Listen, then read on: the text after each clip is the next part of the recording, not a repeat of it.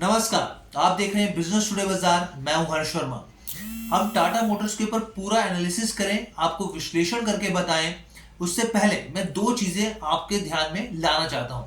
हमने दो वीडियो की थी दो स्टॉक्स के ऊपर। पहला था ईडा, जब स्टॉक में गिरावट शुरू हुई नहीं थी पूरी तरीके से, तब हमारे एक्सपर्ट्स जो जुड़े थे उनका साफ तौर पे कहना था कि अब इस स्टॉक में गिरावट देखने को मिलेगी। यहां तक कि हमने वो लेवल्स भी बताए थे कि कितना इस स्टॉक में गिरावट आ सकती है।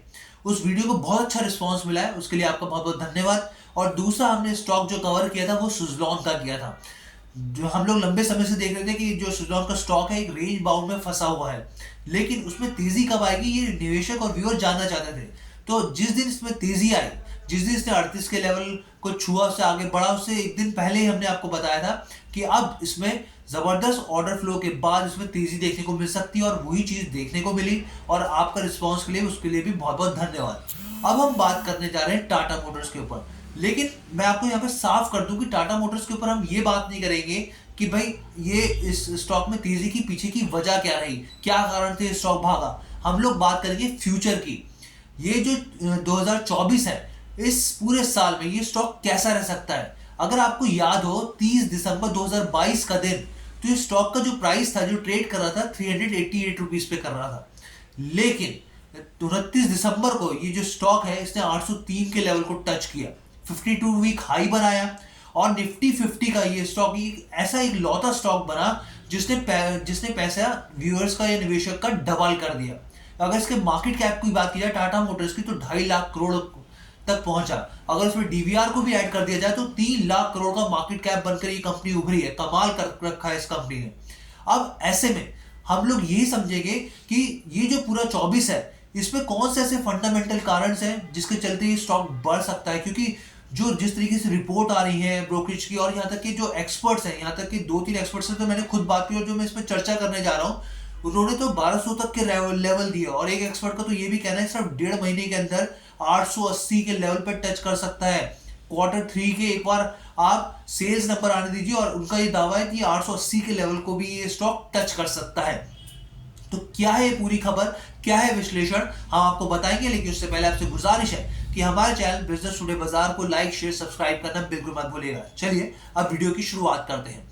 तो सबसे पहले हम लोग इसके फैक्टर्स की बात करते हैं कि कौन से ऐसे फैक्टर्स हैं जिसको आगे ले जा सकते हैं।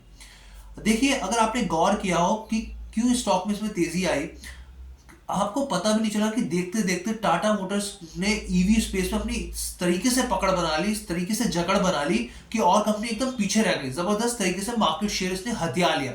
आप मारुति की बात करें, हुंडई की बात करें, तमाम ऐसी कंपनियां जो पीछे रह गई, और ईवी स्पेस में एकदम ये टाटा के सर पे ताज सज गए यहाँ पर।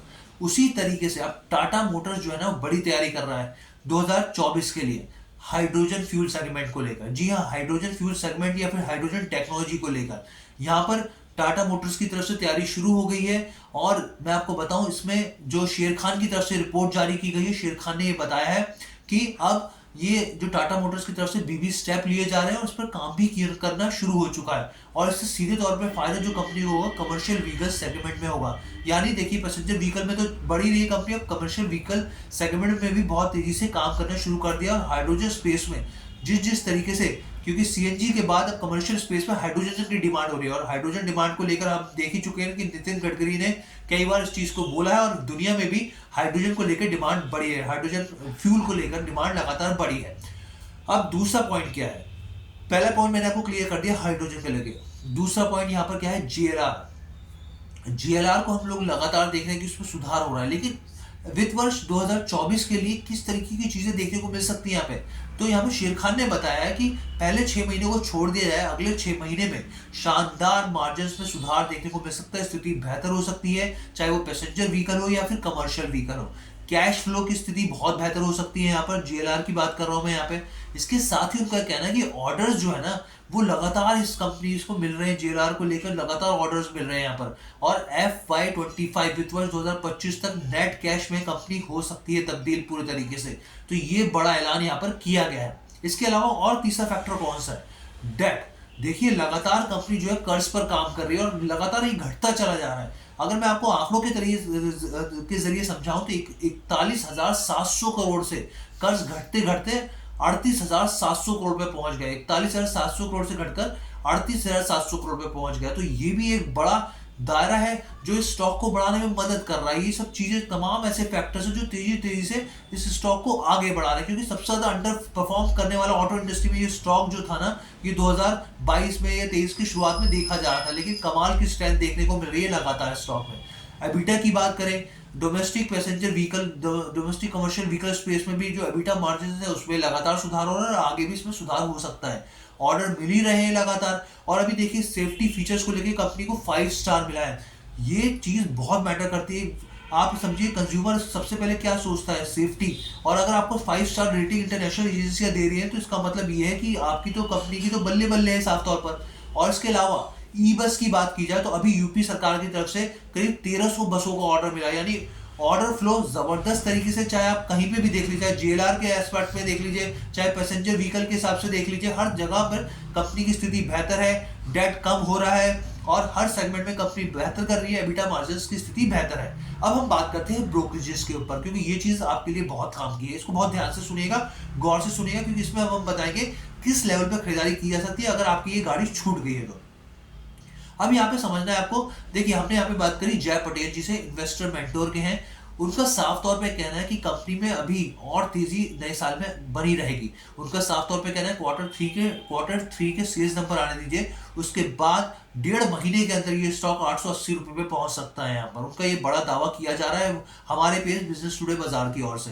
उन्होंने कहा है जिनके पास ये स्टॉक है वो होल्ड रखे और जिसको खरीदारी करनी है वो डिप्स में खरीदारी करे। हालांकि उन्होंने ये भी कहा कि जो आरएसआई होता है, जो रिलेटिव स्ट्रेंथ इंडेक्स होता है, वो ओवरबॉट की सिचुएशन दिखा रहा है, लेकिन ऑर्डर बुक जो है वो काफी स्ट्रांग है और बाय ऑन डिप्स की रणनीति अपनानी है। अब किस डिप्स पे खरीदना है आपको, क्या वो लेवल है, ये भी बताता हूँ। तो इसके लिए हमने बात करी किससे, जो राघवेंद्र सिंह जी है, मार्केट एक्सपर्ट हमारे साथ जुड़ते हैं मेरे साथ, हम लोगों के साथ शो के दौरान। तो मैंने उनसे पूछा सर क्या लेवल हो सकता है जिनकी गाड़ी छूट गई है, जो टाटा मोटर्स नहीं खरीद पाए, कौन सी बाय ऑन डिप्स की अपॉर्चुनिटी हो सकती है। तो उन्होंने कहा 750 और 760 के लेवल जो है ना वो बहुत शानदार है, एक बहुत शानदार मौका हो सकता है, इसको आपको गंवाना नहीं है, तुरंत खरीदिए। अब आप उनके लेवल सुनेंगे ना कि जो उन्होंने टारगेट दिया तो आप चौंक जाएंगे। उन्होंने कहा कि वित्त वर्ष 2024 में ये जो स्टॉक है 1200 के लेवल को टच कर सकता है। जी हाँ, 1200 के लेवल को टच कर सकता है, ये साफ तौर पर उनका कहना है। उन्होंने कहा कि आरएसआई यानी जो रिलेटिव स्ट्रेंथ इंडेक्स है वो 80 पर है, यानी ओवरबॉट की सिचुएशन में है। तो आप अभी इस ऑर्डर अपने जिनके पास ये शेयर है वो रख सकते हैं, इसमें आने वाले दिनों में तेजी देखने को मिल सकती है, लेकिन 1200 के टारगेट उन्होंने दिए हैं। तो ये पूरा कंक्लूजन मैंने आपके लिए बना के दिया, पूरा विश्लेषण बना के दिया टाटा मोटर्स का। देखिए इन सब चीजों में बहुत मेहनत लगती है, हम लोग रिसर्च करते हैं, उसके बाद इस पूरी वीडियो को बनाते हैं। और यहाँ पर हमारी तरफ से, बिजनेस टुडे बाजार की तरफ से कोई भी खरीदारी की सलाह यहाँ पर नहीं है, इस चीज को ध्यान रखिएगा। जो भी मार्केट एक्सपर्ट है, जो ब्रोकरेज थी, मैंने उनकी रिपोर्ट आपको बताई है। आपको ये वीडियो कैसे लगी ये जरूर बताइएगा, और जहां पे भी जब भी आपको निवेश करना हो तो अपने मार्केट जो भी आपके इन्वेस्टमेंट सलाहकार हैं उनकी मर्जी के बाद ही आप निवेश कीजिए। आपका बहुत बहुत धन्यवाद बिजनेस टुडे बाजार के साथ जुड़ने के लिए।